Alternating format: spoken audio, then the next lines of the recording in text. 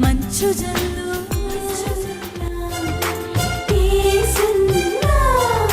మేఘనాథుడై వచ్చుచున్న మేఘారూఢుడా, రెండంచుల ఖడ్గమును నోట ధరించిన వాడా, మృత్యువునకు మృత్యులోకముకు అధికారి అయిన వాడా, యుగ యుగములో సజీవుడైన వాడా, ఏడు దీప స్తంభముల మధ్య సంచరించువాడా, మృతుడై మరలా బ్రతికిన వాడా, అగ్ని జ్వాలల వంటి కన్నులు కలిగిన వాడా, అపరంజని పోలిన పాదములు కలిగిన వాడా, దావీదు తనయా హోసన్నా, యూదుల రాజా యేసన్నా, యేసన్నా, యేసన్నా.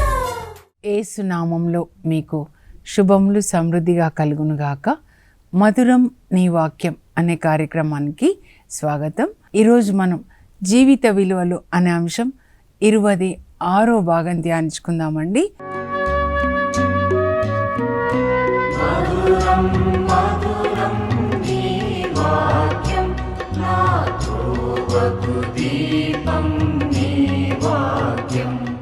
ఈ భాగంలో పౌలు 4 విషయాల నుండి పారిపోండు అని హెచ్చరిస్తూ ఉన్నాడనమాట మనల్ని. ఆయన రాసినటువంటి 14 లేఖల్లో 4 లేఖల్లో ఆయన చెప్తాడు, మీరు వీటి నుండి పారిపోండు అని. ఆ వాటిని సిరాక్ ఏమంటాడంటే, సిరాక్ 21:2లో సర్పము నుండి వలె మీరు పాపం నుండి దూరంగా పారిపోండి. లేకపోతే నువ్వు దాని చెంతకు పోయావనుకో, ఆ పాము దగ్గరికి, అది నిన్ను కాటేస్తుంది. పాము కాటేస్తే ఏమైపోతుంది? చనిపోతాం కదా. కనుక ఈ 4 పాములేంటో లేదా 4 విషాలు అనుకోండి ఏంటో మనం చూద్దామండి. మొదటిది ఏంటంటే, మీరు ధనాశ నుండి పారిపోండి. అంటే అదొక పాము అన్నమాట. 1 తిమోతి 6:11లో పౌలు చెప్తాడు, flee from the love of money. ధనాశ నుండి పారిపోండి. దాని దగ్గరికి పోయారంటే అది మిమ్మల్ని కాటేస్తుంది. ఓకేనా. రెండోది ఏంటంటే 2 తిమోతిలో 2వ అధ్యాయంలో 22వ వచనం అన్నమాట. 2:2 ఓకే. అక్కడ ఏం చెప్తున్నాడంటే, మీరు యవ్వన వ్యామోహముల నుండి పారిపోండి.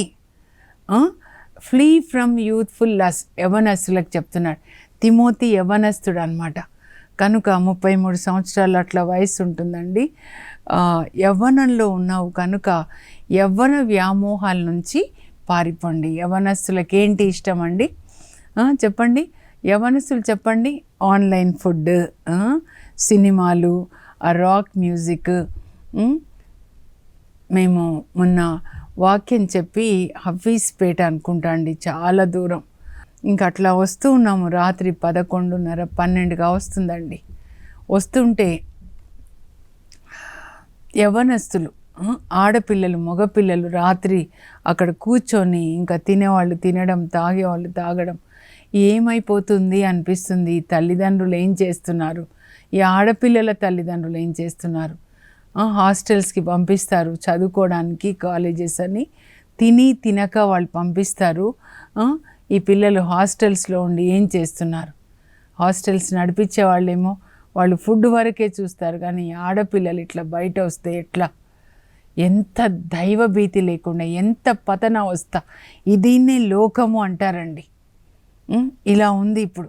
సైతాను అధికారం క్రింద దుష్టుని యొక్క ప్రభావానికి లోబడి ఇలా అయిపోయింది అని 1 యోహాను 5:19లో చెప్తాడు. ఎంత వేదన అనిపిస్తుందో నాకైతే. ఇంత భయంకరమైన లోకాన్ని చూడడానికి ప్రభా మేమున్నాము అనిపిస్తుంది అనమాట. సీసాలు త్రాగడము, జుట్టు చూస్తే ఇక్కడ ఉండదు, దయ్యాలు. లేవియకాండం 19:27లో ఉంటుంది, మీరు ఇట్లా కత్తిరించుకోవద్దు, టాటూ మార్క్స్ పెట్టుకోవద్దు. ఇవన్నీ సైతాన్ స్టాంప్స్ అన్నమాట. ముద్ర వేస్తాడంటే ఇవే ముద్రలండి. త్రాగే వాళ్ళకి ఎర్రని కళ్ళు, ఎంత భయంకరంగా అసలు చర్చికి వచ్చేవాళ్ళు కూడా అందరూ కాదండి, ఎట్లా అయిపోయినారు. పాటలు పాడతారు కానీ వాళ్ళ లోపల దేవుని ఆత్మ ఉన్నవాళ్ళు ఇలాంటి డ్రెస్సింగ్ చేసుకోరండి.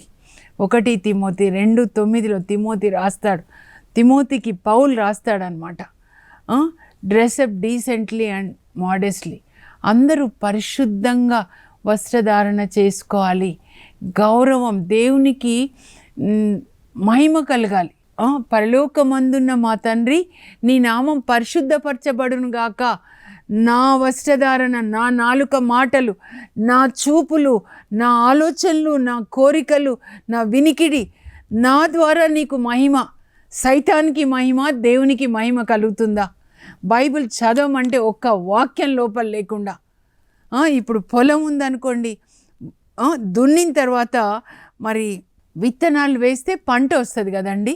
మనం విత్తనాలు వేయలేదనుకోండి, ఆ పొలం ఎలా ఉంటుంది, ఆ హృదయం ఎట్లా ఉంటుందంటే అందులో అన్ని రకాల ముళ్ళ చెట్లు వస్తాయి, ఎద్దులు తిరుగుతాయి, ఇంకా అన్ని గేదెలు తిరుగుతాయి, తోడేళ్ళు తిరుగుతాయి. అలాంటివన్నీ తిరిగే హృదయంలాగా ఎంతమంది హృదయాలు ఉన్నాయండి. ఒక్క వాక్యం లోపలికి పోదా? చదువుకోమని తల్లులు చెప్పరా, తండ్రులు చెప్పరా, పిల్లలకి చెప్పరా? మీరు ఏమైపోతారు మీ పిల్లలు? నా కొడుకు 5 లక్షలు సంపాదిస్తున్నాడు, నా కొడుకు ఇది సంపాదిస్తున్నాడు. సంపాదించి ఎక్కడికి వెళ్తున్నాడు నీ కొడుకు, నీ కూతురు? మనందరం ప్రార్థన చేద్దాం, పిల్లలకి బైబిల్ కొనిచ్చి చదువుకోమని. ఒక తల్లి రోజు అడగాలండి పిల్లల్ని, బైబిల్ చదువుకోనా రోజు ప్రొద్దున, ఈరోజు ఏం చదివావు అని చెప్పాలి మనం. చాలా బాధ అనిపిస్తూ ఉంది అసలు. యవ్వన వ్యామోహాల నుంచి దూరంగా పారిపోండి, వ్యర్థమైన సంభాషణకి దూరంగా ఉండండి.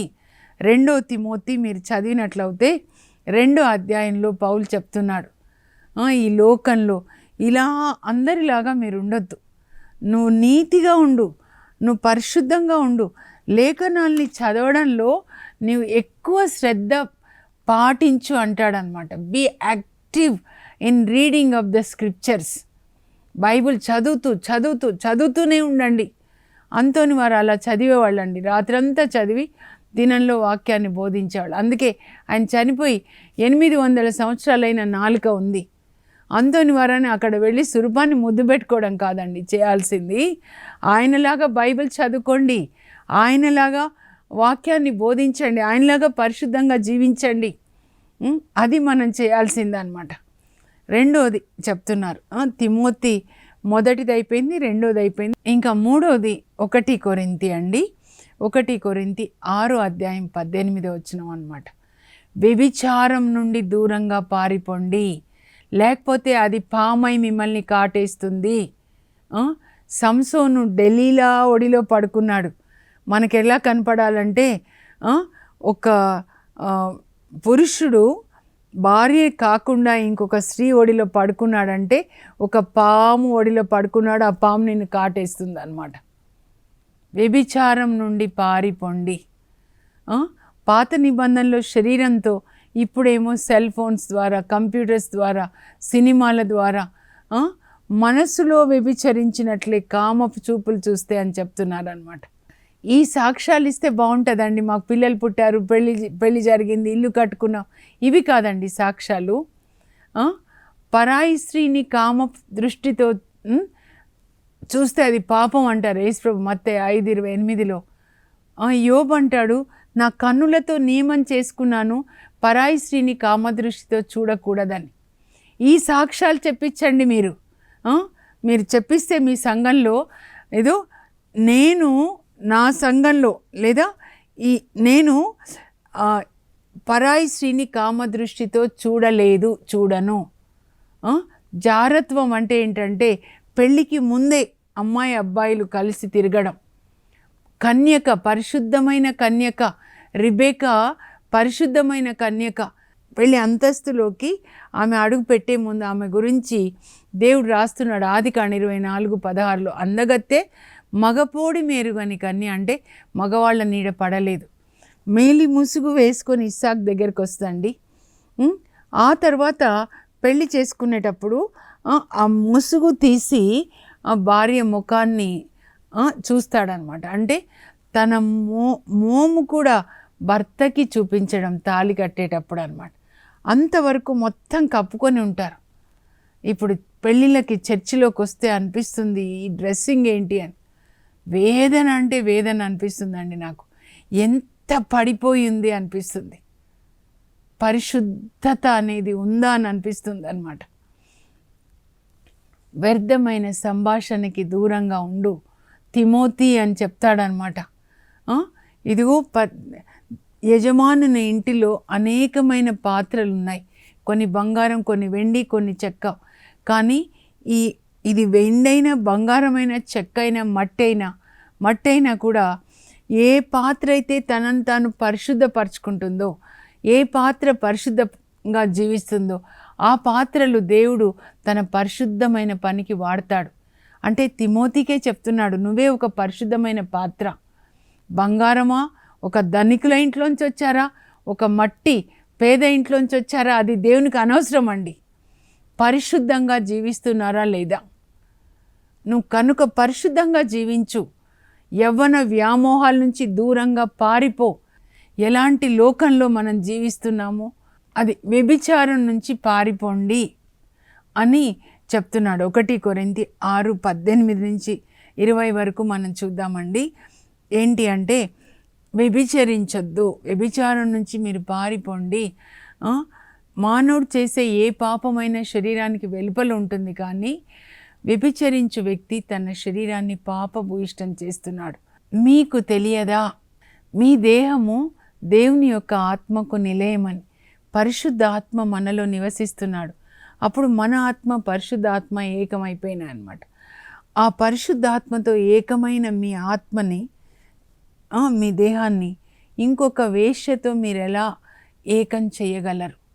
అంటే ఇక్కడ పరిశుద్ధాత్మతో ఏకమైపోయి అప్పుడు వేశ్యతో ఏకమైనప్పుడు అప్పుడు పరిశుద్ధాత్మని ఏం చేస్తున్నామండి? ఆయన ఎలా ఫీల్ అవుతారు? ప్రభు ఒకసారి నాకు చూపించారు. 10 ఆజ్ఞలు చెప్పాలి అని ప్రార్థిస్తున్నప్పుడు ముత్తంగిలో ప్రేయర్ రూమ్లో వ్యభిచారం గురించి ఇది చెప్పమని దర్శనాన్ని చూపించారు. ఒక పరాయి స్త్రీని తాకినప్పుడు కానీ, చూసినప్పుడు కానీ కామపు చూపులు పావురంలాగా పరిశుద్ధాత్మను చూపించి, యాసిడ్ పోసినప్పుడు పరిశుద్ధాత్మ మీద కొట్టుకుంటున్నాడు అనమాట. పరిశుద్ధాత్మ పావురంలాగా, అంటే యాసిడ్ పోస్తే ఎంత బాధ అండి. అందుకే మీరు పరిశుద్ధ ఆత్మని విచారంలో ఉంచకండి అని రాస్తాడు పౌలు ఎఫెసీ 4:30 అన్నమాట. ఒక భర్తకి ఒకే భార్య, ఒక ఆదాముకి ఒకే అవ్వ. అది దేవుడు చేసిన నియమం. వివాహానికి ముందు కానీ వివాహం తర్వాత కానీ పాపం చెయ్యకూడదు. వివాహానికి ముందు మీరు ఇంకొక శరీరాన్ని తాకారు, అమ్మాయి అబ్బాయిలు, అంటే దాన్ని ఫార్నికేషన్ అంటారనమాట. వివాహ అంతస్తులోకి అడుగు పెట్టేటప్పుడు మీరు పరిశుద్ధంగా ఉండాలి. మీ ఆస్తి ఏంటంటే మీ కన్యత్వం. రిబేకా లాగా వివాహంలో 3 ఉంటారు. క్రీస్తుతో, క్రీస్తు యందు, క్రీస్తు ద్వారా యేసుక్రీస్తులో భార్య భర్తలు ఐక్యం కావాలి. అది వివాహ పడక మీద అన్నమాట. మలాకి 2:24 చెప్తారు, వివాహం యొక్క ఉద్దేశం మీరు ఎరుగరా? వివాహం ద్వారా దేవుడు దైవభీతి కలిగిన సంతానాన్ని వాళ్ళకి దయచేయాలి. భూమి మీద తన బిడ్డలు ఉండాలంటే దేవుడు స్త్రీ పురుషుల ద్వారా, వివాహం ద్వారా ఈ లోకంలో తన బిడ్డల్ని ఆయన సృజించాలనుకున్నాడు అన్నమాట. వివాహం ద్వారా దేవుడు ఏకం చేస్తున్నారు. అప్పటి వరకు యవ్వనస్తులు వేచి ఉండండి. చదువుకోవడానికి వచ్చి కాలేజెస్లో ఇక్కడ రూమ్స్ తీసుకొని ఉండి అమ్మాయిలు అబ్బాయిలు మీరు పాపం చేయకండి. సెల్ ఫోన్స్లో మీ రహస్య జీవితం ఎలా ఉంది? రాత్రి మీకు రాత్రి ఏమో, దేవునికి అది రాత్రి కాదు. చీకటి నీకు చీకటి కాజాలదు అంటాడనమాట దావీదు. కీర్తన 18 చెప్తాడు. ఆయన మన రహస్య పాపాలన్నీ చూస్తాడు. 90వ కీర్తన 8 బహిరంగంగా మనం మనుషుల ముందు ఏంటో మనుషుల ముందు నటన చేయొచ్చు, కానీ దేవుని ముందు మనం నటన చేయలేం. మనం రహస్యంగా పాపం చేస్తున్నప్పుడు పరలోకంలో ఉన్న దేవుడు, తండ్రి, కుమార, పరిశుద్ధాత్మలు, దేవదూతలు, అక్కడ ఉన్న నీతిమంతులు, మీ తాత ముత్తాతలు అందరూ చూస్తారండి. వద్దు వద్దు వద్దు అంటారంట. ఎందుకంటే అంత రికార్డ్ అవుతుంది అన్నమాట. మన రహస్య పాపములు ఆయన ముందు ఉంటాయంట. కనుక యవ్వనాన్ని మనం దేవునికి ఇవ్వాలి. వివాహాన్ని అందరూ గౌరవించాలండి. హెబ్రీ 13:4 ఈ మధ్య నాకు చాలా బాధ అనిపిస్తూ ఉంది. ఒకటే ఫోన్సా వచ్చినవన్నీ. ఏంటి అసలు ఇంత భయం లేకుండా అయిపోయినారు, దైవ భీతి లేకుండా ఇంత. ఎందుకంటే దేవుని యొక్క వాక్యం లేకపోవడం వల్ల. హోసియా 4:6 ప్రభు చెప్తారు, my children are destroyed because of the lack of the knowledge of God. దైవ జ్ఞానం లేకపోవడం వల్ల నా బిడ్డలు నశించిపోతున్నారు. దేవుని యొక్క వాక్యం మీరు చదవండి, అది మిమ్మల్ని కాపాడుతుంది, అగ్నిలాగా మండుతుంది. ఇర్మియా చెప్తాడు 20వ అధ్యాయంలో, ఇర్మియా 29లో 20వ అధ్యాయం 9వ వచనం, నీ వాక్యం నా హృదయంలో అగ్నిలాగా మండుతుంది. ఆ మంట ఏం చేస్తుందంటే ముళ్ళ తుప్పల్ని కాల్చేస్తుంది. లోపలికి కామ పిచాచులు వెళ్ళినా, త్రాగుడు పిచాచులు వెళ్ళినా, ధన పిచాచులు వెళ్ళినా అవన్నీ కాల్చివేయబడతాయి. పరిశుద్ధాత్మ డిఐజీ ఆఫీసర్ లాగా షూట్ చేస్తాడు లోపల ఉన్న దొంగలన్నీ కూడా. మీరు నా ఆలయాన్ని దొంగల గుహగా మారుస్తారా అని యేసుప్రభు అంటారు. కొరడాలు తీసుకుంటాడు, తాళ్ళు తీసుకొని కొరడాల్లాగా పేని వాటిని బయటికి పంపిస్తాడు. ఆ దేవాలయం ఎవరంటే నీవే. దేవుడు వెలనిచ్చి నిన్ను కొనుక్కున్నారు. యేసుప్రభు తన రక్తాన్ని ఇచ్చి కొనుక్కున్నారు. కనుక నీ దేహాన్ని దేవుని మహిమ కోసం వాడండి అంటాడు పౌలు అన్నమాట. 1 కొరింథీ 6లో 18-20 వరకు అక్కడ ఆయన రాస్తూ ఉన్నాడు, use your bodies for God's glory. ఎందుకంటే ఆయన తన రక్తం ఇచ్చి కొనుక్కున్నాడు. He paid price for your body. మనం పాపంలో ఉన్నప్పుడు మన కొరకు ఆయన సిలువలో మరణించి తన రక్తాన్నిచ్చి కొనుక్కున్నాడు. కనుక మీరు మీ దేహంతో దేవుని మహిమపరచండి. మరలా మరలా దేవుని సిలువ వేయొద్దు.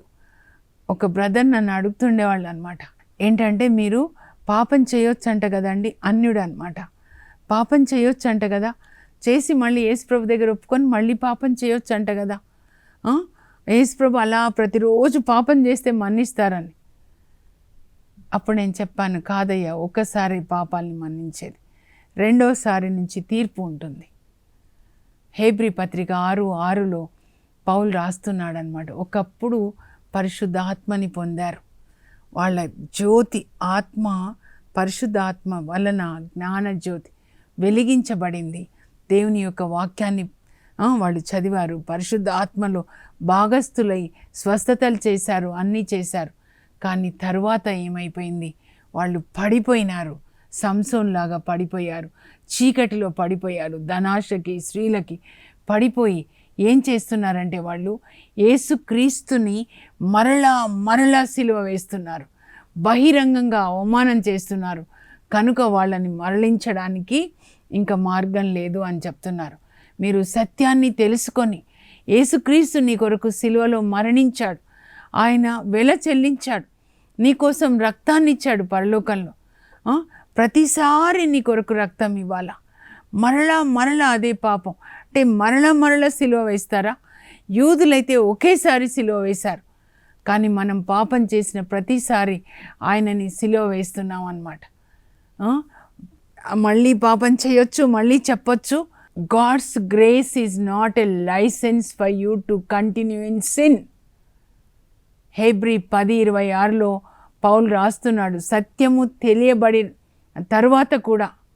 తెలియజేయబడిన తర్వాత కూడా మీరు మళ్ళా పాపం చేస్తే మిమ్మల్ని రక్షించడానికి ఇంకా ఏది ఉండదు. మీరు తీర్పులో అప్పుడు మీకు తీర్పు మాత్రమే ఉంటుంది, తీర్పు తర్వాత భయంకరమైన నరకాగ్ని అని పౌలు చెప్తాడండి. 1 తెస్సలోనిక 4వ అధ్యాయంలో 3-4 వచనాలు అన్నమాట. ఏంటంటే మీరందరూ పరిశుద్ధంగా జీవించాలి, భోగవాంఛలకు దూరంగా ఉండాలి, ఇది మీ విషయంలో దేవుని చిత్తం. మీరు రాసుకొనండి దయచేసి. మీ శరీరాన్ని పాపానికి అప్పగించకండి సంసోన్లాగా. మీలో ప్రతి వ్యక్తి అంటే ఒక్కొక్కరి గురించి చెప్తున్నాడు, అందరికీ కాదు. ప్రతి వ్యక్తి, జెసింతా, నీవు నీ శరీరాన్ని ఎలా పరిశుద్ధంగా గౌరవనీయంగా కాపాడుకోవాలో నీకు తెలిసి ఉండాలి. ఇది దేవుని ఆలయం అని నీకు తెలిసి ఉండాలి, పరిశుద్ధంగా కాపాడుకోవాలి. ఇది సత్యమైన ఆరాధన రోమా 12:1 చెప్పారనమాట. కనుక మీరు వ్యభిచరించొద్దు అని చెప్తున్నారండి. ఇంకా 4వది చెప్తాను, విగ్రహారాధన నుంచి పారిపోండి. Flee from ఐడోలేట్రీ. 1 కొరింథీ 10 1 కొరింథీ 10:14 అనమాట. మీరు అక్కడ చదివితే 1 కొరింథీ 10 పౌలు ఏం రాస్తున్నాడంటే, ఇజ్రాయేల్ ప్రజల్ని మీరు జ్ఞాపకం చేసుకోండి. వాళ్ళు ఎర్ర సముద్రాన్ని దాటేటప్పుడు అందరూ ఒకే మేఘం క్రింద ఉన్నారు. మేఘ స్తంభమై దేవుడు నడిపించారు. మేఘం వాళ్ళని కమ్ముకుంది అంటే పరిశుద్ధాత్మ అభిషేకం. ఒకే నీళ్ళలో నుంచి వాళ్ళు నడిచాడు. ఎర్ర సముద్రం అంటే బాప్తిస్మం లాగా అన్నమాట. ఆ తర్వాత వాళ్ళు ప్రతిరోజు ఒకే భోజనాన్ని తిన్నారు, పరలోక మన్నాని తిన్నారు. ఆ తర్వాత బండ నుంచి నీళ్ళు వస్తాయన్నమాట. అందరూ అదే బండ నుంచి వచ్చిన నీళ్లు తాగారు. ఆ బండ క్రీస్తు. యేసు ప్రభుని పొడిచినప్పుడు నీరు రక్తం వచ్చాయంటే నీళ్ళు అంటే దేవుని యొక్క వాక్యం అండి. మీరు దేవుని వాక్యం అనే నీళ్లు ప్రతిరోజు తాగాలి. యేసు రక్తంలో కడుక్కోవాలి. యేసు రక్తం మనల్ని ప్రతి పాపం నుంచి కడిగేస్తుంది. యేసు రక్తం మన మనస్సాక్షి చచ్చిన స్థితిలో ఉన్నప్పుడు మన మనస్సాక్షిని శుద్ధి చేస్తుంది. మనస్సాక్షి జీవంతో ఉన్నప్పుడు పాపం చేయడానికి మనం భయపడతామన్నమాట. ఆ బండ క్రీస్తే అని చెప్తున్నారన్నమాట.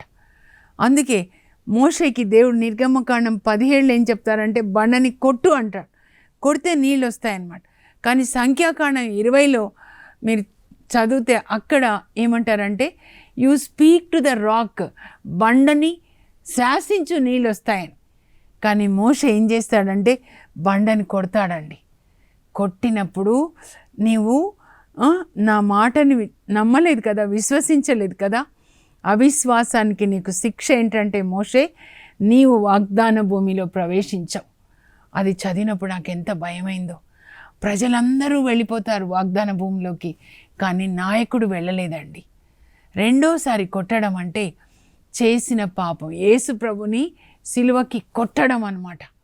ఒకసారి మన పాపాలు ఆయనని సిలువకి కొట్టేశాయి.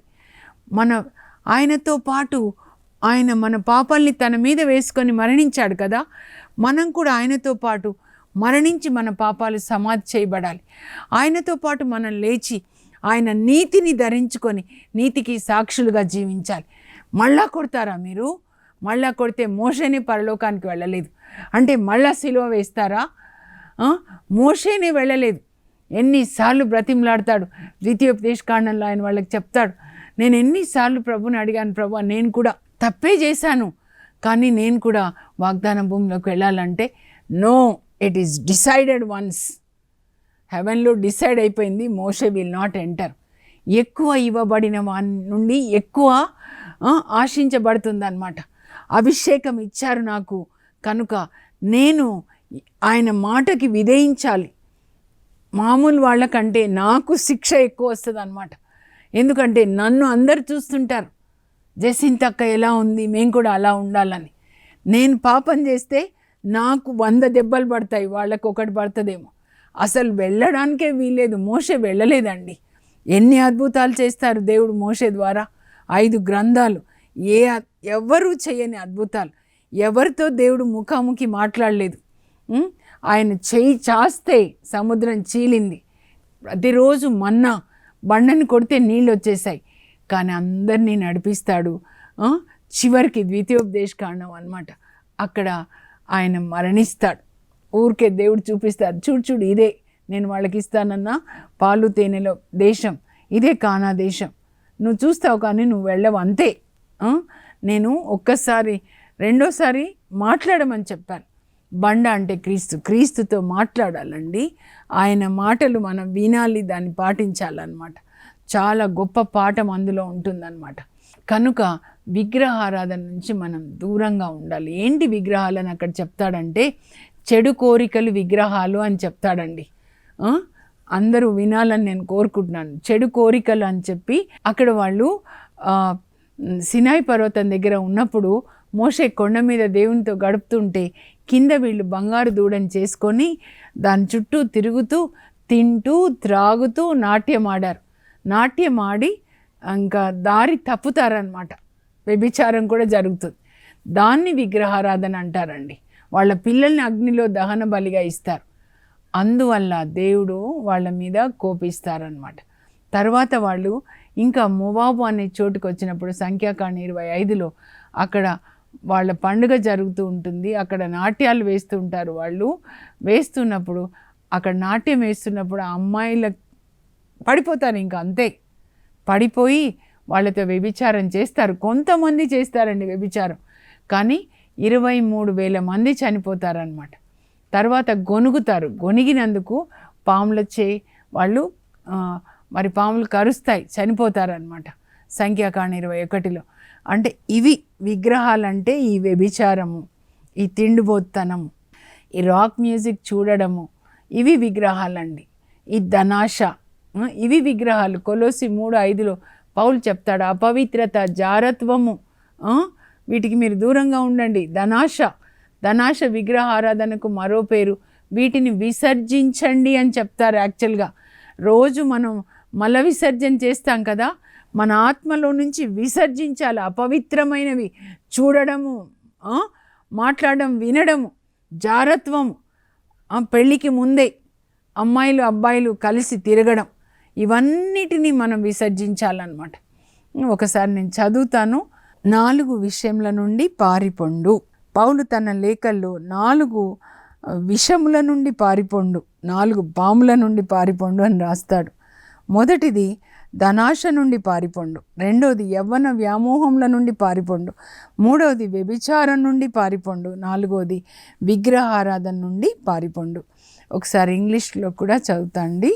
Flea from 4 things. Paul writes in his epistles to flee from 4 things.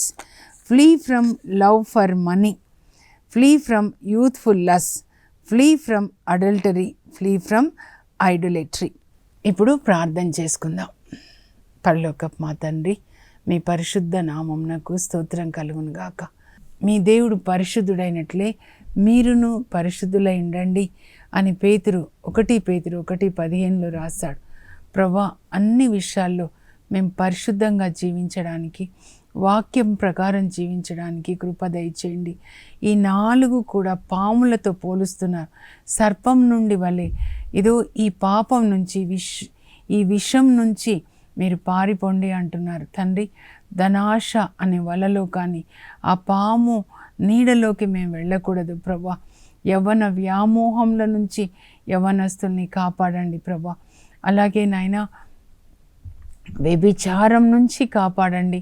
వివాహానికి ముందు కానీ తర్వాత కానీ పాపం చేయకుండా పరిశుద్ధంగా ఉండేటట్లు, భార్య భర్తలు వాళ్ళ వివాహ పడక పరిశుద్ధంగా ఉండేటట్లుగా సహాయం చేయండి. విగ్రహారాధన నుండి పారిపోండి అంటున్నారు. ధనాశ విగ్రహారాధనకు మరో పేరు అని కొలొసి 3:5లో చెప్పారు ప్రభా. 1 కొరింథీ 10లో కూడా పౌలు రాస్తూ ఉన్నాడు, చెడు కోరికలన్నీ, శరీరానికి సంబంధించిన కోరికలన్నీ కూడా విగ్రహాలన్నీ, తినడము, త్రాగడము, నాట్యమాడడము, వ్యభిచారం చేయడము, గొనగడము, ఇవన్నీ కూడా పాపాలు. ఇవే విగ్రహాలు కనుక వీటికి దూరంగా ఉండండి, పారిపోండి అంటున్నారు. అయ్యా, మేము వీటి నుండి పారిపోవడానికి ప్రభా మాకు శక్తిని దయచండి. మీరు దయ్యాన్ని వ్యతిరేకించండి, అది మీ నుంచి పారిపోతుంది. ఏ విధంగా యోసేపు వ్యతిరేకించాడో పాపాన్ని ప్రభా, అలా వ్యతిరేకించడానికి కావాల్సిన పరిశుద్ధాత్మ శక్తిని దయచేయండి ప్రభా. యవ్వనస్తులు ప్రతి ఒక్కరు కూడా నాయనా బైబిల్ గ్రంథాన్ని పఠించేటట్లు, పాటించేటట్లు పరిశుద్ధాత్మనివ్వండి. తల్లిదండ్రులకి జ్ఞానాన్నిచ్చి పిల్లలకి బైబిల్ గ్రంథాన్ని కొనిచ్చి వాళ్ళతో చదివించడానికి కృప దయచేయండి. వాళ్ళు కూడా చదివి పాటించేటట్లుగా, దేవాలయానికి వచ్చినప్పుడు కూడా బైబిల్ గ్రంథం తీసుకొని వచ్చేటట్లు, అది చక్కగా చదివేటప్పుడు విని ప్రభా ఇంటికి వెళ్ళి మళ్ళా ఒకసారి చదివి పాటించే కృప దయచేయండి. యేసు నామంలో అడుగుచున్నాం తండ్రి, ఆమేన్. వీటి నుంచి పారిపోయే కృపని పరిశుద్ధ ఆత్మదేవుడు శక్తిని మీకు దయచేయుదురుగాక. God bless you. Have a blessed day. For information, please contact us.